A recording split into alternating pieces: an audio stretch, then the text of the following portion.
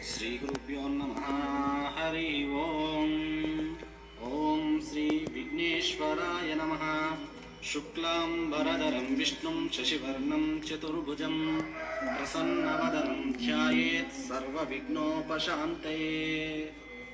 వినాయక వ్రతమునకు కావలసిన పూజా సామాగ్రి: పసుపు, కుంకుమ, పండ్లు, పూలు, అగరవత్తులు, కర్పూరము, గంధం, తమలపాకులు, వక్కలు, ఖర్జూర, గరిక, 21 రకముల ఆకులు కలిసిన పత్రి, అక్షంతలు, కొబ్బరికాయలు, వినాయకుని బొమ్మ, పంచామృతాలు అనగా పాలు, పెరుగు, తేనె, నెయ్యి, పంచదార.